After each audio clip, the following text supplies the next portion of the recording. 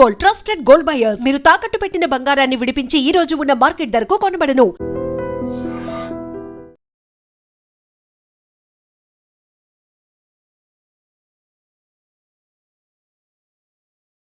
Welcome to I dream. నేను Udayasri. Ketan issue మాత్రం ఇంకా సోషల్ మీడియాలో వైరల్ అవుతూనే ఉంది. సియా గురించి అందరూ ఒకటే అడుగుతూ ఉన్నారు. అంటే సియా గురించి అందరి అభిప్రాయం ఒకటే. అంటే తల్లిదండ్రులకి చెప్పడానికి ఆ అమ్మాయికి ధైర్యం అయితే సరిపోలేదు, కానీ ఒకరి ప్రాణం తీసింది. ఒకరి ప్రాణం తీసే ధైర్యం ఆ అమ్మాయికి వచ్చింది. అసలు ఎందుకు ఈ ఎక్కువగా ఇలా ఎవరితోనైనా పెళ్లి చేసుకోవడానికి ఇష్టం లేకున్నా, లేకపోతే రిలేషన్షిప్స్, ఇల్లీగల్ రిలేషన్షిప్స్ ఉన్నా ఒకరిని చంపడమే సమస్యకి పరిష్కారంగా ఎందుకు అనుకుంటూ ఉన్నారు? ఎందుకు ధైర్యంగా చెప్పి ఇంకో రిలేషన్షిప్లోకి వెళ్ళట్లేదు? లేదంటే ఆ సమస్యకి పరిష్కారం వైపు చూడట్లేదు? ప్రాణం తీయడము, ప్రాణం తీసుకోవడమే ఎందుకు ఒక పరిష్కారంగా కనిపిస్తోంది? ఇదే వాళ్ళ మన టాపిక్. దీనిపై మాట్లాడడానికి మనతో ఉన్నారు విజయ బంగారు గారు, language trainer and motivational speaker. మాట్లాడదాం. నమస్తే అమ్మ. నమస్తే ఉదయశ్రీ. ప్రతి ప్రతి ప్రతి ఇష్యూలో ఒకటే సొల్యూషన్. అది ఏ సమస్య ఏదైనా చంపడము. ఈ అమ్మాయికి సియాకి ఏమనుకోవచ్చు? అంత మంచి ఫ్యామిలీ, అంత బ్యూటిఫుల్ ఫ్యామిలీ, అందరూ కూడా అంతకుముందు మనమే అనుకున్నాము ఏంటంటే ఫోటోషూట్ ప్రమాదంలో చనిపోయాడేమో అని. అంత బాగా ఆవిడ క్రియేట్ చేసింది. కానీ ఆమెకి ఒక మనిషి ప్రాణం తీయాలంటే ఎంత గట్స్ ఉండాలి, అసలు ఎంత ధైర్యం ఉండాలి. ఆమెకు ఆ ధైర్యం వచ్చింది. తల్లిదండ్రులకి నాకు ఆ పర్సన్ చేసుకోవడం ఇష్టం లేదు అని చెప్పే ధైర్యం ఆవిడలో లేకపోయింది, కానీ ప్రాణం తీసే ధైర్యం వచ్చిందా? దీన్ని ఎట్లా చూడాలి? ఇప్పుడు దీంట్లో ఉదయశ్రీ, మీరు ఎవరు తప్పు ఉంది అనుకుంటారు? 50% తల్లిదండ్రుల తప్పు ఉంది. తల్లి తప్పు ఉంది మరి ముఖ్యంగా. ఈ అమ్మాయికి అంటే అన్ని ఫోన్లు మాట్లాడుతుంది, ప్రతిసారి అతనితో బయటికి డేటింగ్కి వెళ్తుంది. ఏమాత్రం తల్లికైతే తెలియకుండా ఉండదు కదా, ఉంటుంది. సో ఇదేదో ఉంది. ఫస్ట్ ఈ కూతుర్ని కూర్చోబెట్టి మాట్లాడదాం. సరే, వేరే నేను అనుకుంటున్నాను అంటే వాళ్ళు యాక్చువల్గా 35 years నుంచి ఫ్యామిలీ ఫ్రెండ్స్ వాళ్ళంతా. సో నేను అబ్బాయి పలానా ఆడితో, మన ఫ్యామిలీ ఫ్రెండ్తో నీ పెళ్ళి నేను చేంజ్ చేశాను, చేద్దాం అనుకున్నాను. అసలు నీ సంగతి ఏంటి అని తల్లి ఎందుకు మాట్లాడలేదు? తల్లికి అసలు తెలియకుండా అయితే ఉండదు కదండి. ఒకసారి కాకుండా ఒకసారైనా తెలుస్తుంది కదా. మరి తల్లి ఏం చేసిందంటే, ఇప్పుడు అంటే ఈక్వల్గా ఆ అబ్బాయి ఇప్పుడు ఎవరైతే బాయ్ ఫ్రెండ్ ఉన్నాడో ఆ బాయ్ ఫ్రెండ్ ఇప్పుడు వీళ్ళ స్టేటస్కు తగనివాడు. సో వీళ్ళకి కోట్లు ఉన్నాయి. ఎవరు ఇప్పుడు కేతన్ ఫ్యామిలీకి కూడా కోట్లు ఉన్నాయి. సో కోట్లు కలిసేస్తే ఇంకా ఎక్కువ కోట్లు అవుతాయి. సో మన పరువు మర్యాద ఇంకా ఎక్కువ అవుతుంది, మనకు చాలా స్టేటస్ ఎక్కువైతుంది అనే ఉద్దేశంతో మాత్రమే నువ్వేం చేసావంటే, కూతురి సంగతి తెలిసినా కూడా తెలియనట్టుగా వాళ్ళతో, అబ్బాయితో మ్యారేజ్ నువ్వు ఎంగేజ్మెంట్ చేయించావు. మరి ఆ కూతురు ఏమనుకుందంటే, ఇప్పుడు మా అమ్మకైతే తెలిసినా కూడా నాకు వేరే వాళ్ళతో ఎంగేజ్మెంట్ చేసింది అంటే, ఇప్పుడు నేనేం చెప్పినా కూడా నా తల్లిదండ్రులు వినరు. ఒకవేళ నేను వీళ్ళని వదిలేసి నేను వెళ్ళిపోయి ఇతన్ని పెళ్లి చేసుకున్నా కూడా వీళ్ళు ఇతన్ని బతకనియరు కదా. ఈ మధ్యకాలంలో పరువులు, హత్యలు జరుగుతున్నాయి. ఇప్పుడు ఏం చేయాలి? నేను దీనికి ఏం ప్రీ ప్లాన్ చేయాలి? తల్లి మాట చెప్పినట్టు, తల్లిదండ్రులు చెప్పిన మాట విన్నట్టుగానే ఉండి అతనితో అన్ని ఎంగేజ్మెంట్ చేసుకొని నా ప్లాన్ నేను ఇంప్లిమెంట్ చేసుకుంటా. ఏది నా మీదకి ఎటువంటి నేరం రాకుండా నేను ఏదో ఒక ప్లాన్ చేసుకుంటా అన్నట్టుగా ఈ అమ్మాయి మంచిగా పకడ్బందీగా ప్లాన్ చేసింది. చాలా మటుకు మనం ఎన్నో చూసాం. అమృత ప్రణయ్ విషయంలో చాలా ఫ్యామిలీస్లో పరువు కోసం ఏం చేస్తున్నారంటే, పిల్లలు ఇలా పెళ్లి చేసుకోగానే వెళ్ళేసి ఆ కాబోయిన చంపేస్తున్నారు. సో ఇవన్నీ ఎందుకు? కాబట్టి నేనేం చేయను. సో నేనెందుకు అతని ప్రాణాలు తీయాలి? కాబట్టి నేనే ప్లాన్ చేసుకుంటా, చాలా తెలివిగా నేను ప్లాన్ చేసుకుంటా అనేసి బాయ్ ఫ్రెండ్తో కూర్చోబెట్టి మాట్లాడేసి వాళ్ళు తెలివిగా ప్లాన్ చేశారు. అది ప్రీ ప్లాన్డ్ మర్డర్. అదేదో ఇప్పటికిప్పుడు ఆవేశంలో చేసుకున్న ఇది కాదు. సో అలా చేసే బదులు నువ్వు ధైర్యంగా తల్లికి తల్లికి చెప్పావో లేదో అది మీ ఇద్దరికి తెలుసు, మనకు తెలీదు. నీకు అంత ఒక మనిషిని ప్రాణం తీసేంత ధైర్యం నీకు ఉన్నప్పుడు నువ్వు పోలీస్ స్టేషన్కి వెళ్ళాల్సింది. నేను నాకు పలానోడితో మా ఇంట్లో వాళ్ళు పెళ్లి చేయమంటున్నారు, చేసుకోమన్నా, నేను చేసుకోను, సో నాకు మీరే సపోర్ట్ చేయాలని నువ్వు చెప్పాల్సింది. పోలీసు వాళ్ళు కంపల్సరీగా సపోర్ట్ చేస్తారు కదండి.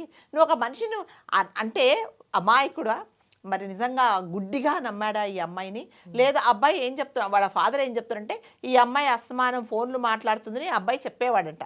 మరి అన్ని ఫోన్లు మాట్లాడుతున్న దాని మీద మీకు ఎందుకు అనుమానం రాలేదు? అసలు ఈ అమ్మాయికి నేను చేసుకోవడం ఇష్టమా, నన్ను చేసుకోవడం ఇష్టమా అనేది ఈ అబ్బాయికి తెలియాలి కదా, తెలియాలి కదా.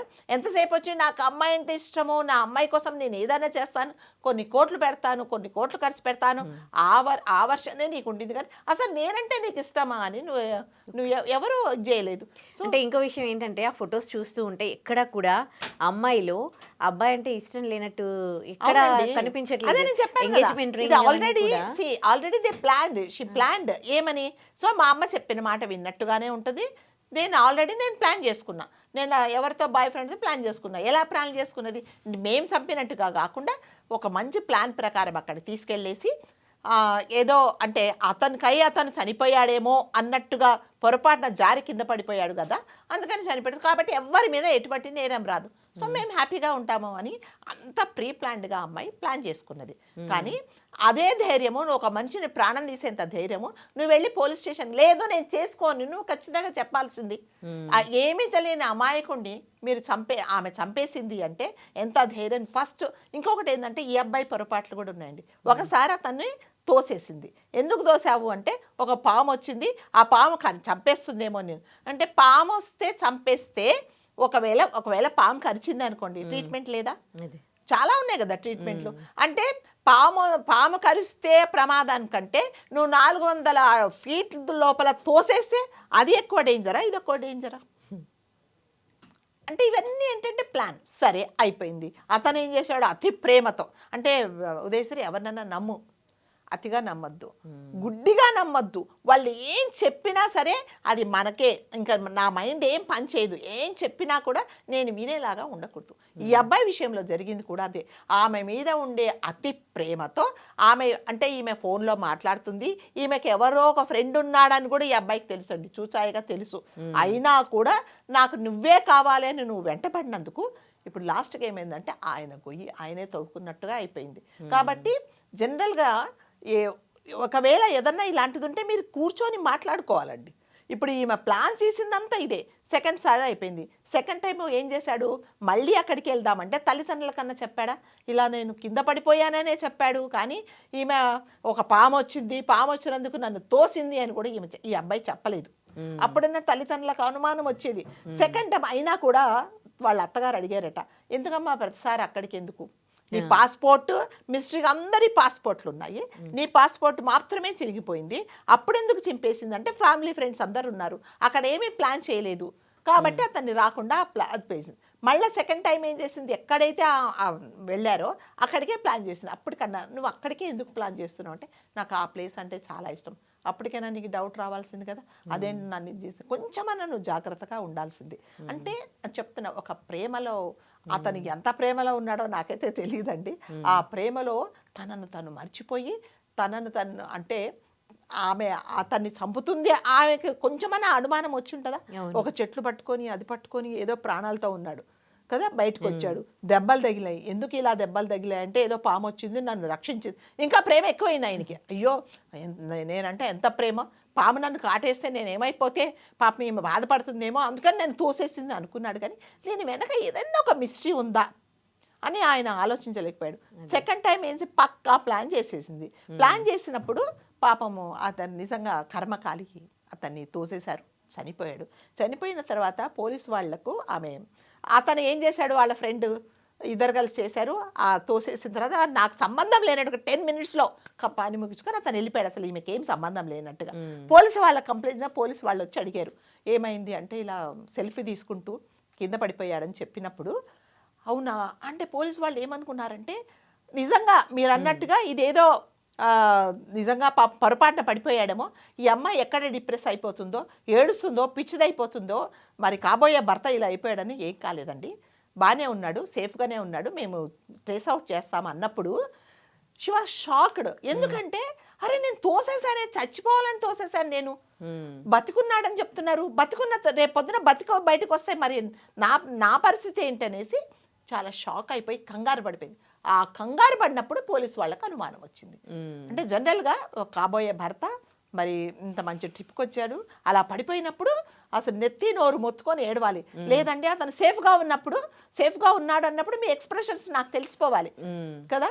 అవునా బతికిపోయాడా అన్నప్పుడు అయ్యా బతికిపోయాడా అంటేనే నీకు అప్పుడే తెలిసిపోద్ది కదా అది. సో వీళ్ళు అది గుర్తుపట్టేసి ఈమెను ఇది చేశారు. అంటే తల్లిదండ్రులకు మనం చెప్పాల్సింది ఏంటంటే ఉదయశ్రీ, జనరల్గా పిల్లలకు టైం ఇవ్వండి. వాళ్ళకు ఇష్టం లేదు అంటే వాళ్ళని ఫోర్స్ చేయకండి. ఏ విషయంలో కూడా, ఏ విషయంలో మీరు ఫోర్స్ చేసినా ఇలాంటి కాన్సిక్వెన్సెస్ జరుగుతాయి. ఇప్పుడు చూడండి, అమాయకుడైన అతను 600 కోట్లట కదా, ఒక బర్త్డే కోసం 1 కోటి రూపాయలు ఖర్చు పెట్టాడు. సూట్ అంటే వీళ్ళ పెళ్లి కోసం 40 సూట్స్ బుక్ చేశాడు, 2 ఫ్లైట్స్ చార్టెడ్ ఫ్లైట్స్ బుక్ చేశాడు. అంటే అంత లగ్జరీ ఉన్న లైఫ్లో నుంచి నువ్వు ఆల్మోస్ట్ ఏమీ లేని అతన్ని నువ్వు పెళ్లి చేసుకుంటాను అనుకున్నప్పుడు ఎస్ కరెక్టే. అంటే ఏదైనా సరే ప్రేమ గుడ్డిది అంటారు కదా. నాకు నచ్చినప్పుడు మీకు అన్ని నెగిటివ్ పాయింట్స్ కనిపిస్తాయి, నాకు అన్ని పాజిటివ్ పాయింట్సే కనిపిస్తాయి. కానీ ఇప్పుడు ఈ అమ్మాయి నిజంగా అబ్బాయిని అయితే ట్రూగా లవ్ చేసింది. కానీ ట్రూ లవ్ అనేది అంటే ఒకటే చోట ఉంటుందా? ప్రేమ నిజమైన మనుషులకైతే ప్రేమ ఏదైనా ప్రేమే కదా. ఓకే, నువ్వు ఒక మనిషిగానైనా కానీ కనీసం సాటి మనిషిగా అబ్బాయికి వాళ్ళ పేరెంట్స్కి ఒక కొడుకు, మినిమం అబ్బాయిని మీద చూపిస్తున్నందుకు కొంచెం దయ, కనికరం, జాలి ఇలాంటివన్నీ లేవు. నువ్వు నిజంగా ఒక అబ్బాయిని ఎట్లా ప్రేమించావు? ఇవన్నీ లేకుండా ట్రూ లవ్ ఎలా అవుతుంది? అది ట్రూ లవ్ ఏమి ఉండదండి. ఏ కాలంలో ట్రూ లవ్లు ఎక్కడున్నాయి ఉదయశ్రీ? ఏమి లేవు. ఎక్కడ డబ్బులు ఉంటే అక్కడే ఇది లేదు. అంటే ఇప్పుడు జనాలు ఎలా తయారైపోతున్నారంటే, నాకు కావాల్సింది నాకు కావాలి అంటే ఎదుటి మనిషి ప్రాణం తీసైనా కూడా నేను సంతోషంగా ఉంటా. అంతే. మీరు బాధపడుతున్నారా, మీ ఫీలింగ్స్ మీ ఎమోషన్స్ నాకు అవసరం లేదు, నాకు కావాల్సింది. ఇప్పుడు మీరు సపోజ్ ఒక ఫ్రెండ్ ఇద్దరు ఉన్నారు, ఆ అబ్బాయికి ఆ అమ్మాయికి నచ్చలేదు, నాకు వద్దంటుంది. ఇంకా నువ్వు ఉండకూడదు, నువ్వు చచ్చిపోవాల్సిందే, అంతే. చంపేస్తున్నారు అంతే.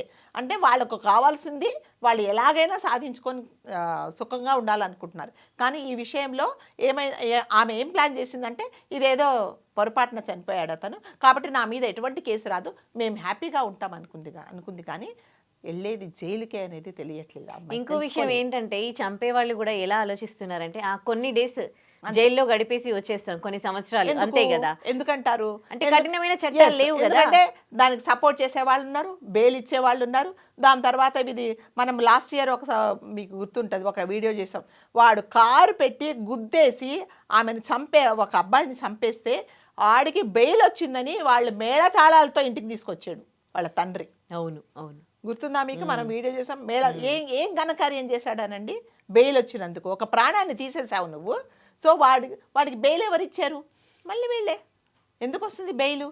అంటే జనాలకు నేరం చేసే వాళ్ళకి ఎందుకు భయం ఉండట్లేదు అంటే, ఏం లేదు, డబ్బులు ఉంటాయి, ఎవరో ఒకరు సపోర్ట్ చేస్తారు కాబట్టి మేము బయటకు వస్తాం, మాకేం బాధ లేదు, సో మాకేం నష్టం జరగదు. కాబట్టి ఇలాంటి చేయడం ఎప్పుడైతే చట్టాలన్నీ కఠినంగా ఉండి ఎస్ ఈ పని చేసినందువల్ల పలాని వాడికి ఇలాంటి శిక్ష పడింది, నేను ఇలాంటి పని చేయకూడదు అనే భయం ఎప్పుడు వస్తుందంటే చట్టాలన్నీ కఠినంగా ఉన్నప్పుడు మాత్రమే వస్తుంది. లేకపోతే ఇది కొనసాగుతూనే ఉంటుందండి. ఇవాళ దీని గురించి మాట్లాడుకున్నాం, రేపొద్దు ఇంకొకటి అవుతుంది, ఇప్పుడు ఇంకొకటి అయ్యిందేమో కూడా మనకు తెలియదు, అంతే కదా. కాబట్టి చట్టాలనేది కంపల్సరీగా కఠినంగా ఉండాలి. నేరం చేసేవాడు కాళ్ళల్లో వణుకు పుట్టేలాగా ఉండాలి, ఏ నేరం చేస్తుంది. మనమే కాదు, అంత సొసైటీలో అందరూ ఇదే మాట్లాడుకుంటున్నారు. చట్టాలు కఠినంగా వచ్చినప్పుడే చంపడాలు అనేవి ఆగుతాయి. కాబట్టి చట్టాలు సరిగ్గా లేనకుంటే, కఠినంగా లేకపోతే ఈ చంపడాలు మాత్రం ఆగవండి. కాబట్టి దీనికి అంటారు కదా, పిల్లి మెడలో గంట కట్టేది ఎవరో. ఎప్పుడు ఈ చట్టాలలో మార్పు వస్తుందో మనకైతే తెలీదు. ఆ రోజులు రావాలని మనం కోరుకుందాం. రైట్, థ్యాంక్ యూ అమ్మా.